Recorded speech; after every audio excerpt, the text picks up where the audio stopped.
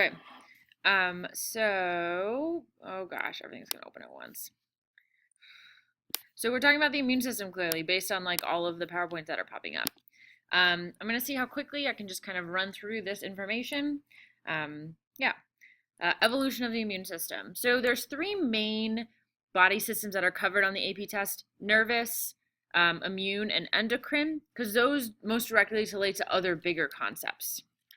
Um, so we have all of these bacteria living on or within us, and we need to be able to protect ourselves from pathogens and foreign materials. The innate immune system provides the first line of defense. Uh, it is basically a physical barrier and things that protect a very general, protect us in a very general sense. The other category is adaptive immunity, which is a more like um, evolved version of our immune system, which produces antibodies specific to the pathogen, and it activates B and T cells to attack that specific antigen. We know that this plays a role in homeostasis because for us to stay healthy, homeostasis has to be maintained. And when we get sick, it means our immune system is failing and homeostasis is not being maintained. Originally, we see that basically the only capacity of the immune system is to distinguish between self and non-self. So it's not eating itself or other like organisms. As we get more evolved, we see that it starts to be able to understand the different types of cells through cell-to-cell communication. We have the signal transduction pathway, and this is how cells communicate and identify what they are dealing with. So we have specific receptors and various what we call signature molecules or PAMPs. This is a way for the cell to recognize what is coming at it. So we have a specific type of receptor, a TLR or a toll-like receptor. They're present in plants, invertebrates, and invertebrates. They look slightly different. This is just between plants, a invertebrate and a vertebrate. This pathway always existed, it just grew in complexity. This is how immune cells can communicate. So we've talked about like the very general protection mechanisms. Then we evolved to like plants. Plants have physical barriers. They have secondary metabolites, basically things to make herbivores ill or make them taste bad, and then kind of localized responses. So technically immune responses.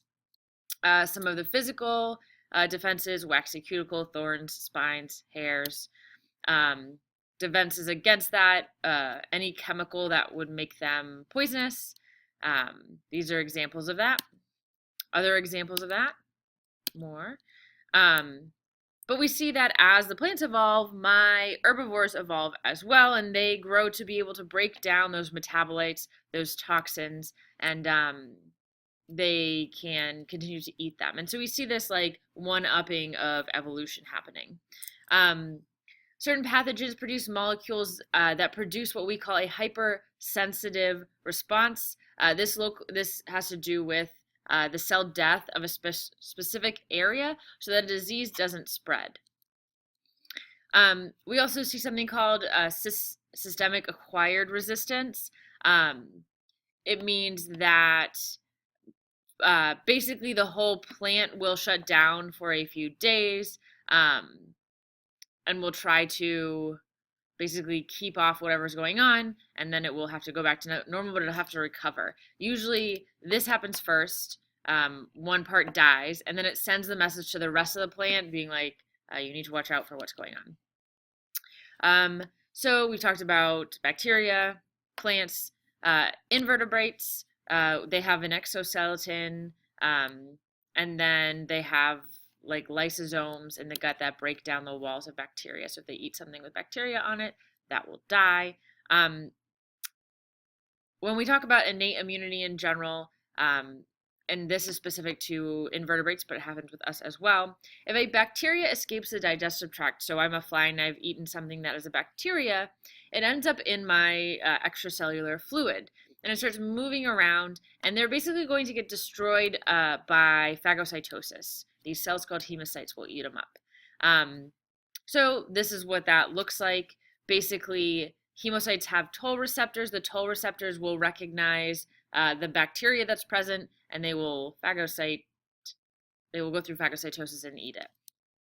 Again, toll receptors, that's the type of receptor we see on an immune system cell. So that's kind of the evolution that we see. Part 2. So just talking about the innate immune system. The innate immune system, if we remember, is the very general response. Immune systems are really interesting to talk about because there's so much history behind people dying and what diseases can do.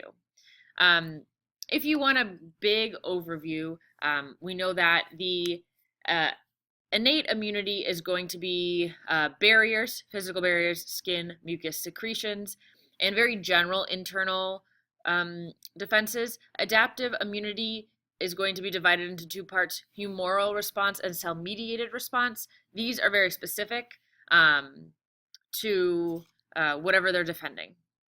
This is first line of defense, innate immunity or nonspecific, skin, mucous membranes, fat, ciliated cells, stuff that lines the inside, having acidic pH and things like that. In the still talking about innate immunity, we have phagocytes, basically a group of cells that will eat up anything that is not self. Examples of these are neutrophils and eosinophils. They destroy like parasitic worms and bacterias. Basophils and mast cells. They produce histamines, so they are what we get an allergic response from. It's very general though. Monocytes, which end up becoming macrophages. These are big phagocytes. They're also important in adaptive immunity eventually.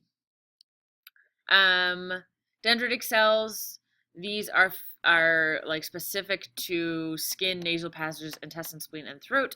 They are fewer and far between than other phagocytes. They are like the king of the immune system. They do a lot of the controlling, and they're very important in adaptive immunity as well.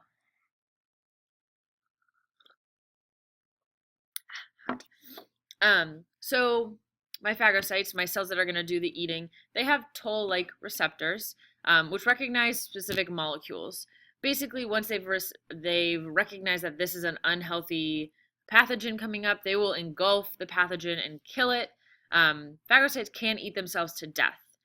How do they do that? They use the toll-like receptor to go through cell signaling to determine what's going on. Another type of cell, the natural killer cells, they detect infected cells and cancerous cells due to changes in the cell's infected surface. These ones don't engulf them. They physically go and kill a self cell that has been infected. There's also a chemical response that goes along with the physical eating. Is a lot of inflammatory responses produced during that time. When a cell goes through phagocytosis, so it eats a pathogen, it will release things called kinins or chemokinins, and they're released by certain phagocytes. They increase circulation, they open up capillary permeability so they can get more good cells to the site. This also is what causes swelling and itching and redness. We also have some complementary proteins. They basically help a phagocyte do the job that it needs to do. They might form a pore in the bacteria so that they can release the DNA and kill it. They might coat the bacterium until it basically like suffocates and dies. But they have a lot of different purposes. Another extra thing that helps are called interferons, which are proteins made by virus infected cells. They are sent to the body to indicate like, help, I was a self cell, but now I am invaded by this virus. Come like take care of me, aka like kill me. Another like going along parallel with my cells are histamines. These are released by mast and basophil cells or basophil cells. These basically attract more of the cells to repair things. It's also the inflammatory response. Once I release histamines, my capillaries open up, the area becomes red and swollen and warm, I increase blood flow, and so all of these phagocytes can rush to that site. A really simple example is a pimple, because we see that there's like some sort of debris, a pathogen in our skin, and it becomes red and raised and filled with like phagocytes. Another example is your fever, and those are kind of examples of your innate response. So that's 1, 2.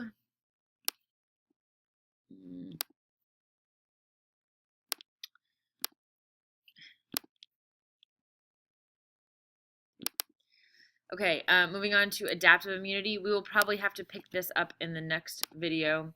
But adaptive immunity and cell-mediated immunity. So we've got our innate immunity, and then this develops after an exposure to pathogens. So it needs to like basically read what the pathogen is so that it can oh my god, I'm losing my train of thought. So that it can determine what's going on. I'm back. Okay. There's 2 parts of adaptive immunity. Like I said before, humoral and cell-mediated. So in general, adaptive immunity uses 2 types of cells, B cells and T cells. They basically look the same. They hang out in your lymphatic tissue, and so they hang out in the thymus and things like that. T cells specifically have TCR sites that attach to an antigen, and then they like read that antigen, they determine what it is.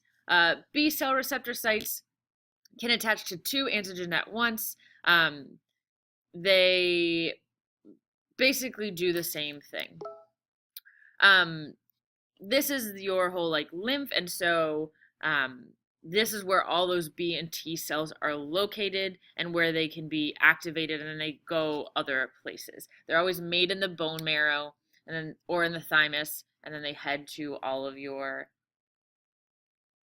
lymph areas. This is why, like, if you see under your armpits, sometimes when people have allergic reactions, they feel like itchy under their armpits. For characteristics of this, the goal is to recognize between self and non-self. They end up tailoring their response to a very specific pathogen. There are billions of different B and T cells, so we have a big diversity of what they can respond to. And they have memory. Once they've responded once, similar to like getting chickenpox, you can only get it once, and then your body can fend for itself pretty much. We're also given a lot of antibodies from our mother. Sharing the placental fluid and stuff like that allows us to already have immune responses to certain things. We only get sick from something that we've never been exposed to and our mother was never exposed to.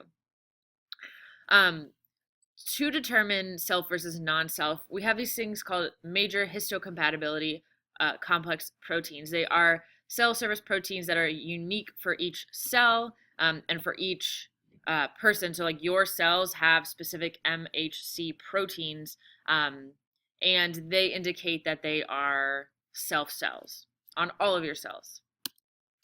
The MCH, this goes into like what it looks like. I wouldn't really worry about that. Just know that there are these labels that say like all of these cells, they belong in this body. So the T cells will determine if something is self or non-self. There are basically 3 possible outcomes. If the cell is not self, something will happen, it will die. If it is, if it like weakly binds to your T cells, it does survive, and then almost all of these outcomes result in the